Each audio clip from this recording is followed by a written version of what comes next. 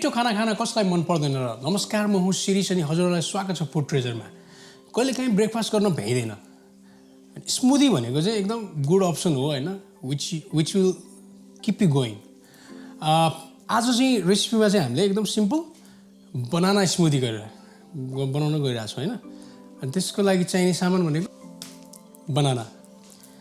त्यसपछि हामीसँग छ योगर्ट म्याङ्गो चाहिँ फ्रोजन लिएको छु मैले आज तपाईहरुले फ्रेश लिन सक्नुहुन्छ हैन हनी सुरु गरौँ है त बनाना गयो यसमा त्यसपछि म्याङ्गो थोरै हनी हैन अनि योगर्ट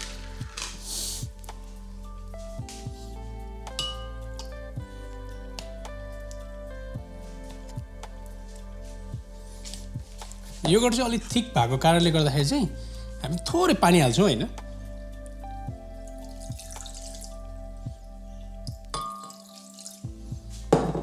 ल ब्लेन्ड गर्दियौँ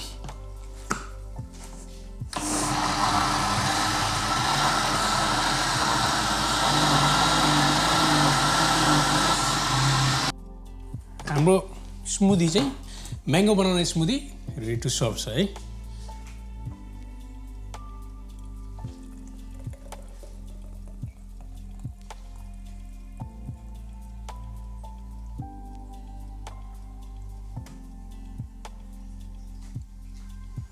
थोरै गार्निसको लागि पेसन फ्रुटको चाहिँ पल्प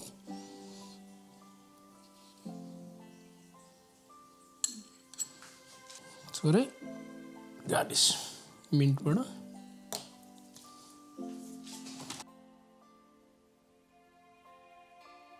हाम्रो बनाना अनि म्याङ्गोको स्मूदी चाहिँ रेडी भइसकेको छ हजुरहरू पनि यस्तै बनाना म्याङ्गो स्मूदी हाम्रो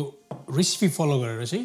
सजिलै तरिकाले घरमा बनाउन सक्नुहुन्छ अनि यस्तै इन्ट्रेस्टिङ भिडियोहरुको लागि चाहिँ हाम्रो च्यानललाई लाइक कमेन्ट अनि सब्स्क्राइब गर्न नबिर्सनु होला thank you very much for watching